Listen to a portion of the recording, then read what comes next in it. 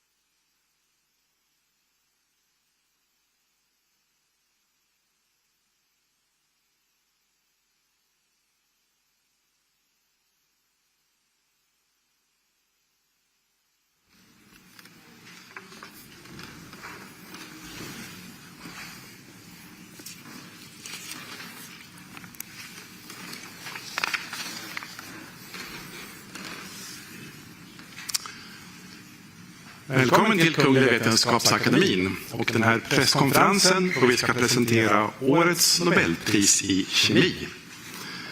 Welcome to the Royal Swedish Academy of Sciences and this press conference where we will present this year's Nobel Prize in Chemistry. We will keep to our tradition and start the presentation in Swedish and then continue in English. And you are of course welcome to ask questions later on in either language. Jag heter Hans Ellegren och är ständig sekreterare här på Kungliga Vetenskapsakademin. På min ena sida sitter professor Heiner Linke, ordförande i Nobelkommittén för kemi. Och på andra sidan professor Olof Ramström, ledamot av Nobelkommittén för kemi och sakkunnig inom ämnet. My name is Hans Ellegren. I'm Secretary General of the Royal Swedish Academy of Sciences. And to my right is Professor Heiner Linke, Chair of the Nobel Committee for Chemistry. And to my left, Professor Olof Ramström, member of the Nobel Committee for Chemistry and one of the experts in this field. Årets pris handlar om att skapa nya rum för kemin. This year's prize is about creating new rooms for chemistry.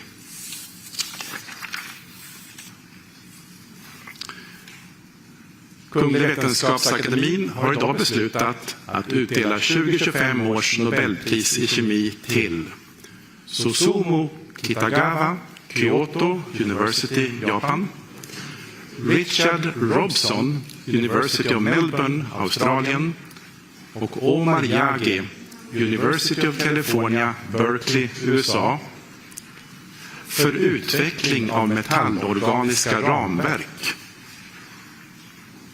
The Royal Swedish Academy of Sciences has today decided to award the 2025 Nobel Prize in Chemistry to Susumu Kitagawa, Kyoto University, Japan, Richard Robson, University of Melbourne, Australia, and Omar Yagi, University of California, Berkeley, USA, for the development of metal organic frameworks.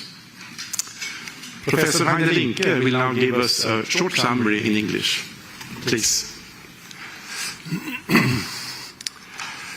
Yeah, ladies and gentlemen, we have a great prize for you today. Imagine that the tools of chemistry could be used to create entirely new materials with unheard of properties. For example, imagine we could make solid materials full of tiny spaces in which gas molecules can feel at home and with chemical properties that can be adjusted to the specific needs and wishes of different molecules. One could then imagine to create materials that can separate carbon dioxide from air or from industry exhaust pipes, or that could be used to separate toxic molecules from wastewater.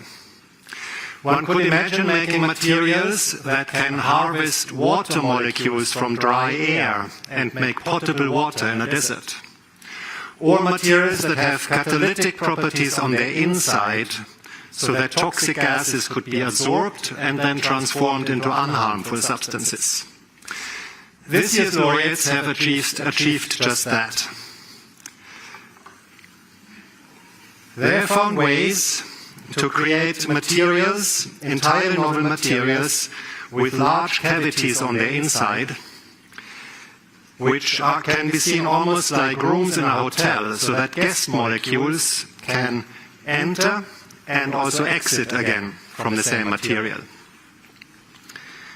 A small amount of such material can be almost like Hermione's handbag in Harry Potter. It can store huge amounts of gas in a tiny volume.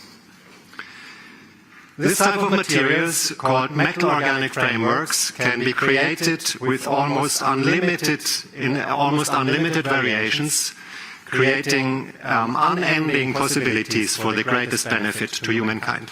Thank you. Thank you, Heiner. Professor Olof Ramström will now give us a more in-depth presentation of this year's Chemistry Prize. Please. My privilege. So, well, this year's award is a story full of holes, but with enormous capacity to absorb all your attention and other things. So this year's award is about frameworks, as we heard. And here you can see a typical construction framework. It happens to be made from wood, where the wooden boards or planks are joined together, assembled, probably using metal nails or screws. And of course this makes up the skeleton of this construction or this future house, but you can actually see hinted here the many rooms inside this framework. So imagine now how we would be able to make such a framework at the molecular scale. And instead of using metal nails or wooden boards, we would use ionic or atomic molecular nodes and linkers and let them assemble themselves in such a framework. And this is exactly what our laureates have been working with. They have adopted a type of chemistry where you use metal ions or metal clusters as nodes and link them together with organic compounds. Organic compounds are such that are made from containing carbon-based molecules. So we have the metal ions as nodes, and then we have the organic molecules as linkers. And once you have identified those and mixing them together, they will then find themselves and arrange themselves in a type of self-assembly process into an ordered framework, a metal-organic framework, as you can see here. Now, this may look quite straightforward when you see it like this. However, to build such ordered structures was a very, very difficult challenge for many, many years. And although we actually knew about structures that look like this, how to actually predictably being able to make them was very elusive. But let's go back to the late 1980s. At that time, Richard Robson, he reasoned that it would indeed be possible to build such frameworks predictably by taking metal ions and molecular organic linkers. He was inspired by the structure of diamonds, as you can see here.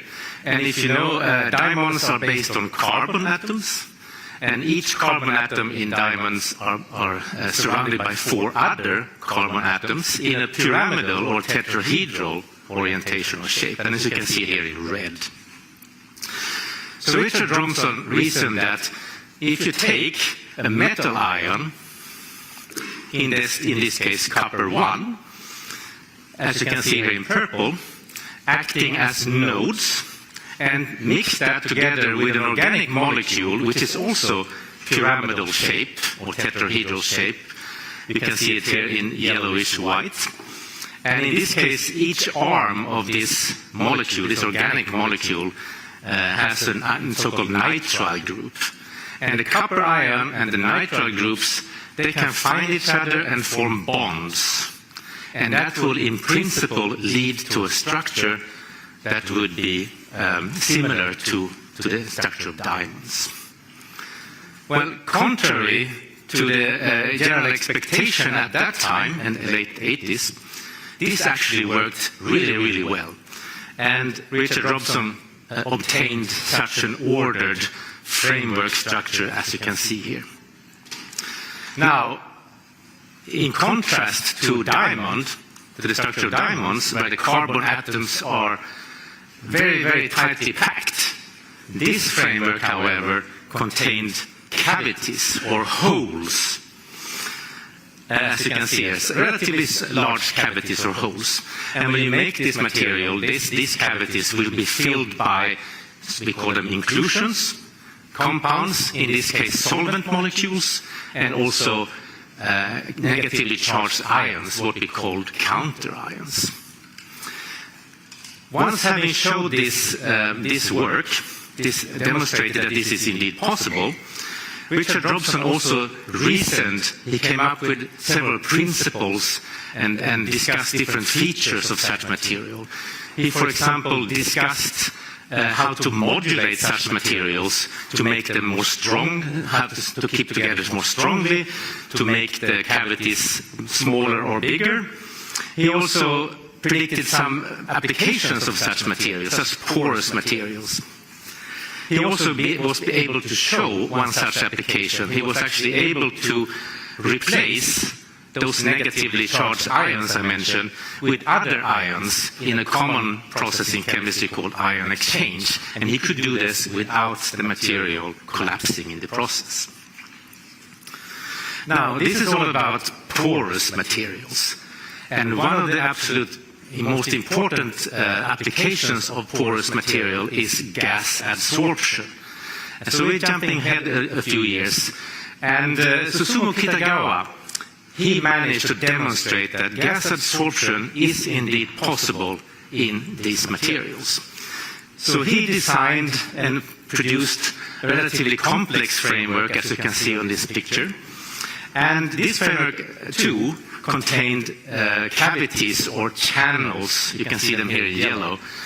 That when you make this, network framework, they were actually filled with water. However, this time, this framework was stable enough, so when you remove the water from the cavities, from the channels, the material was still intact. It did not disrupt in the drying process.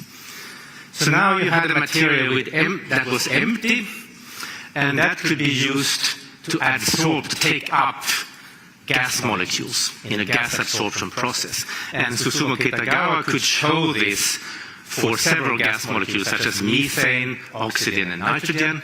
He could show that the gases could be taken up, adsorbed by the material, and could also be released from the material, desorbed from the material reversibly. So by now, if you look at this structure, we now had frameworks. The development had come so far, so we now had frameworks that were stable enough to endure to emptying the pores, to emptying the channels and cavities. However, because of the principle of making these structures using metal ions, clusters, and organic linkers, Susumu Kitagawa reasoned that there is another feature with these materials. He then predicted that not only can you make such stable materials that can take up gases, you can also have this material changing shape upon changing the conditions. And you can see that. So in that case, you will get these kind of shape-shifting, flexible metal organic frameworks. And you can see an example here where you have one shape where you have gases inside the cavities of the material, and then when you remove the gases, you have a different shape of the material. Now, at around the same time, a very important breakthrough was made by Omar Yagi. So Omar Yagi had been working for several years to try to make highly stable metal organic frameworks. He was looking for methods to make them more stable. And he reasoned that if you use one of those metal clusters, as you can see here on the left-hand side, this is a metal ion cluster based on zinc ions and oxygen atoms. And if you take that cluster and you mix that with organic linkers that contain carboxylate groups, then you would get a very stable construction.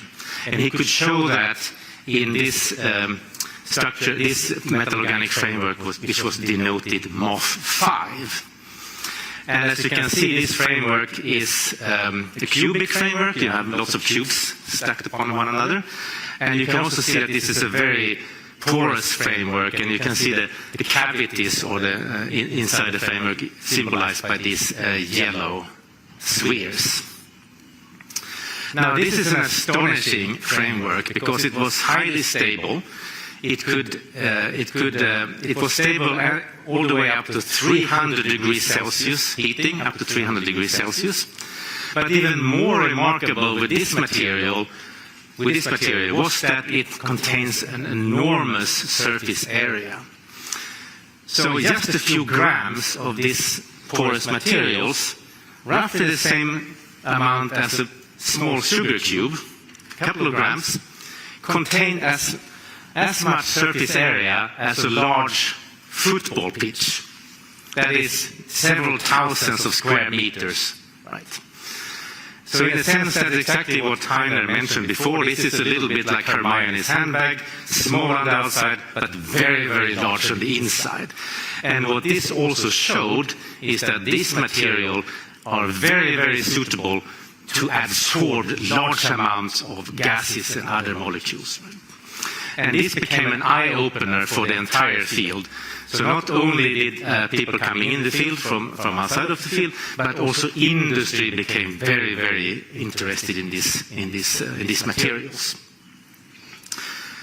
A few years later, Omayagi made a conceptual contribution, important conceptual contribution. So because metal organic frameworks are based on organic linkers, organic compounds, and organic compounds can be varied almost infinitely. That means that you can change the metal organic frameworks just by changing the linker, the organic linker. And you can do this without changing the basic structure of the metal organic framework. And you can see an example over here. You can see that the cavity volume has increased by just changing the length of the organic linker. And you can do that without changing the general structure, in this case the cubic structure, of the metal organic frameworks. So by doing this, you can build large families of MOFs with the same structure, with different properties. You can also think of actually modifying the linkers, so you can add, for example, catalytic groups, or you can in that way change the properties of the materials that way. So after this, following these fundamental great breakthroughs from our three laureates, this field evolved very, very rapidly, and many, many structures were developed over the years to come. Many thousands of structures have now been developed and applied. I will just show you a few examples. You can see here. So, for example, now we have MOF structures, metal organic frameworks, that can capture water from air, as Heiner also mentioned. For example, dry air in deserts, and those can then be used to produce drinking water. We have metal organic frameworks that are good at capturing carbon dioxide from, for example, industry effluents. We have metal organic frameworks that can store large amounts of hydrogen gas, and frameworks that can be used to recover precious rare earth metals from waste. We also have frameworks that can remove and break down oil contamination. And we have frameworks that can extract forever chemicals, such as PFAS, from water. These are just a few examples, and the list goes on and on and on and on. But overall, through these fundamental breakthroughs from our three laureates, this has led, and also their continuing efforts in this field after the breakthroughs, this has led to a very, very rich and active area where we see new metal organic frameworks developed almost every day. Right? And many of these frameworks have also been applied, as you saw here. And it's very, very clear that we will expect many more frameworks to be developed and many more applications in the future for the benefit of humankind. So, thank you. Thank you, Olof. Let's see now, do we have Professor Kitagawa on the phone? Yes. Good evening, Professor Kitagawa. Again, our warmest congratulations to the Nobel Prize in Chemistry. Good evening. Thank you very much. I'm deeply honored and delighted that my long-standing research has been recognized. Thank you very much. I know that you're very busy tonight, but do you have a few minutes to take some questions from the press here, the media? We have this press conference right now where we have both national and international press. So can you take some? Okay. Yes. SVT, Swedish Television. Good morning, Professor Gitt. Okay. My name is, Morning.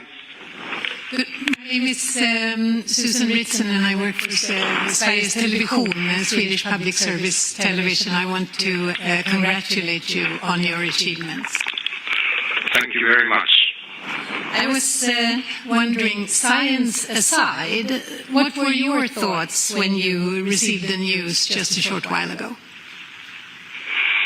Yeah, this is the just I heard this introduction of our works, and this is very new materials, so it's a long time to realize in our society that this is real, the porous materials. That is very big effort to do it. But meantime, I really enjoy the chemistry of these materials. So this is my feeling, and so once again, I'm deeply honored and delighted, and my long-standing research has been recognized. And I think the Omar Yagi also think about this.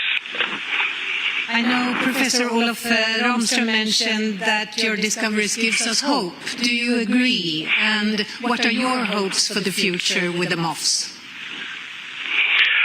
Yes, I'm very much interested in transform this material to the society, of course, but this material is also a kind of surprising properties.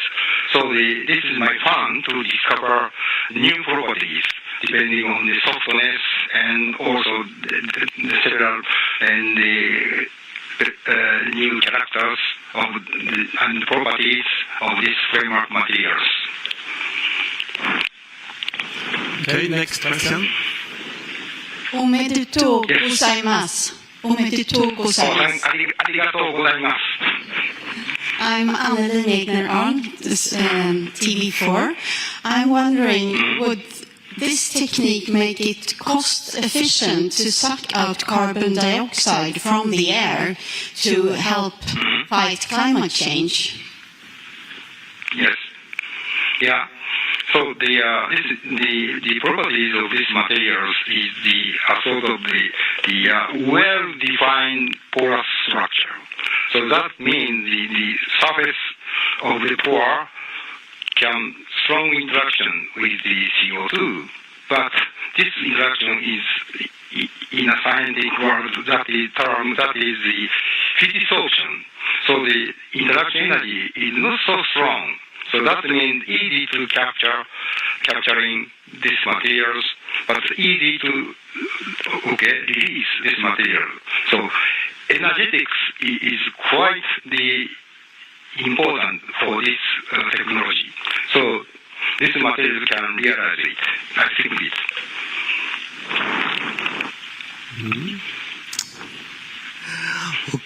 Okay. Hello, Mr. Kitagawa.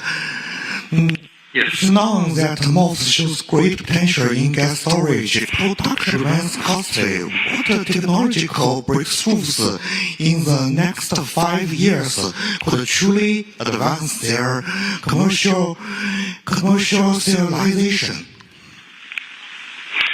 Yeah, we are thinking about with my startups and in the world, for instance, in the energy materials and the methane.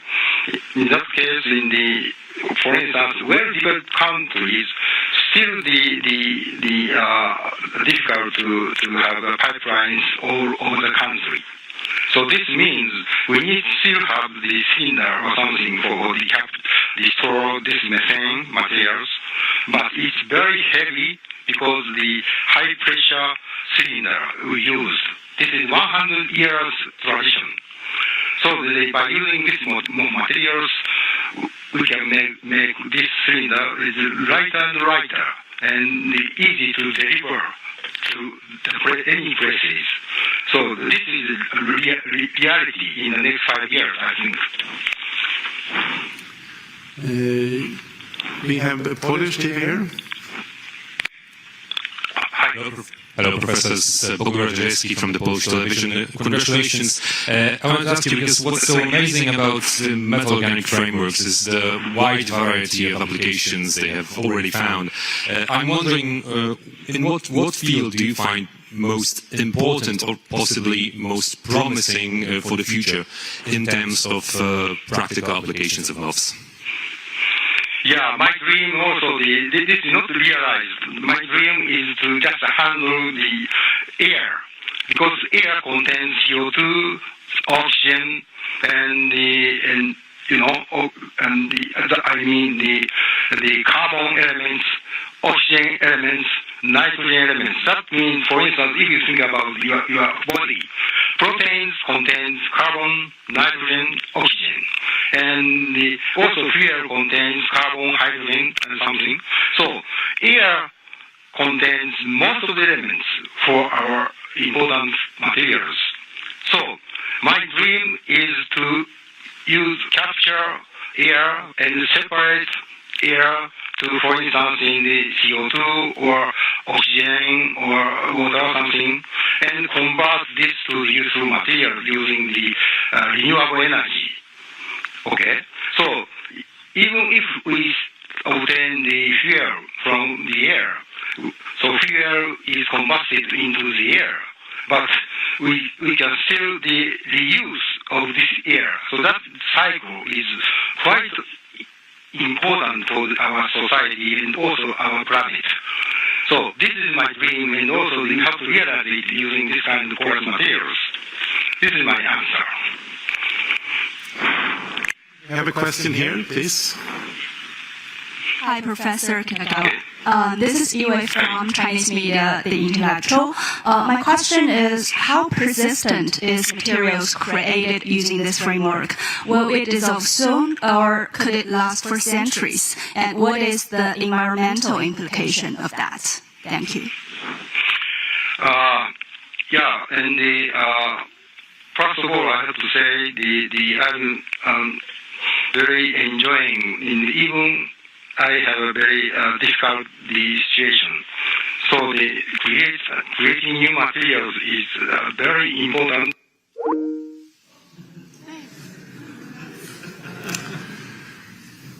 We might have lost him there. See if we can make a new try.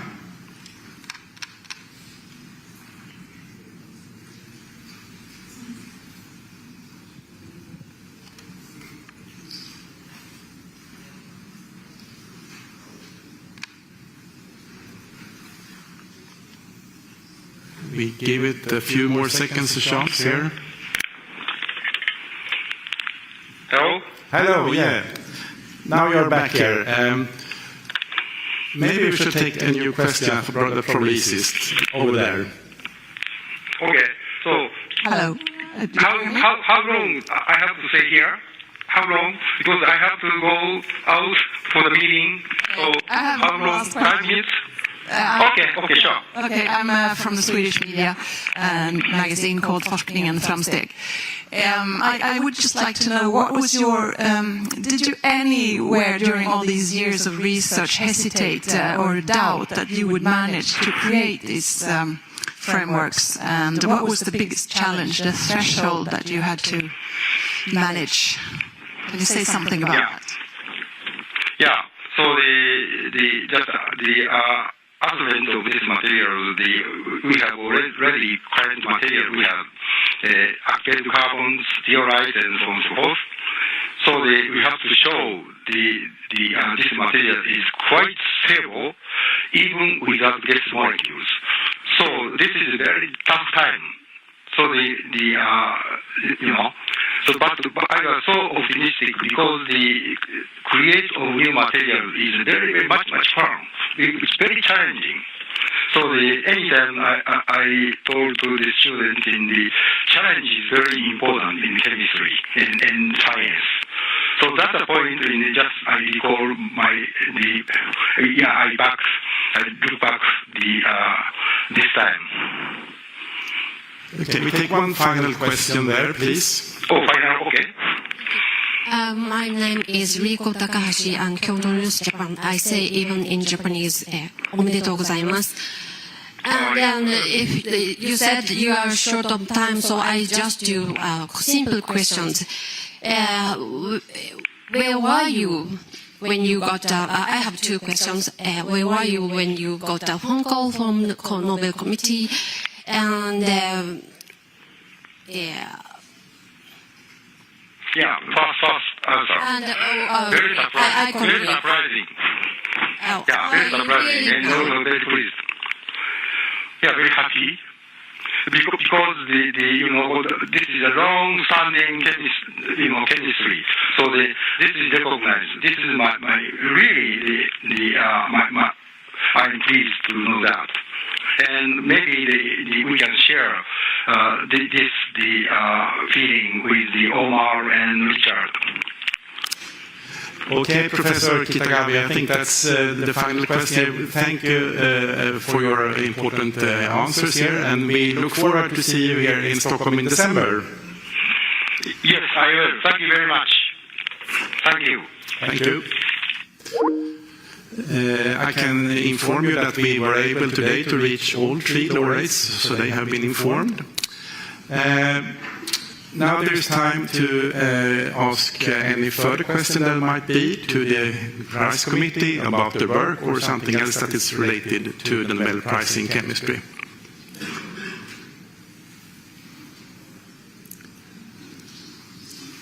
Are there any further questions?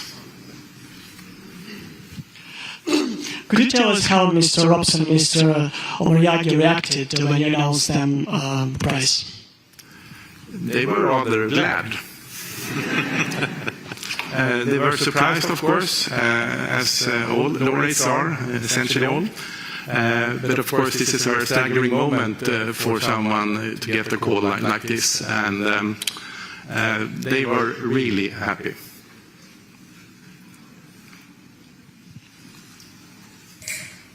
Thank you. My name is Lisa Melton from Nature Biotechnology. Is there any indication that beyond industrial uses they may be considered for biology, for medicine, the medical devices and so on? Udo? Yes, that's a very good question, and there have been a lot of work going on in this field to look for the biocompatibility of such materials and also finding applications for such materials in biology. So, for example, there have been many efforts trying to use these materials for example, drug delivery applications, and also you can use these materials for imaging and for diagnosis. There have been many attempts to do that, and I would say that, of course, we are not really there yet to have final products for this, but there is a lot of research going on in that field, yes.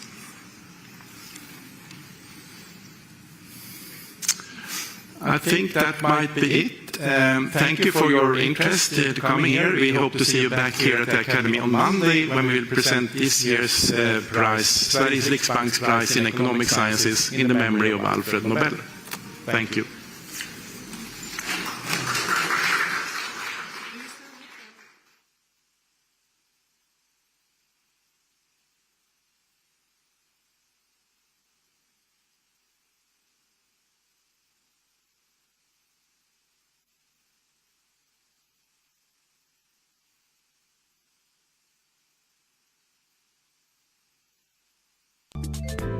偷偷告诉大家，我最近发现了新法宝 Royal Face 逆时奇迹系列，它有活肤露、全效精华，还有精华霜。尤其我皮肤比较偏干，所以我非常的注重保湿。 This is the primary audio circuit for the Reuters live service. 提亮肤色更年轻，抚平皱纹超有感，而且气色变好。 用心保养，每天都更美一点。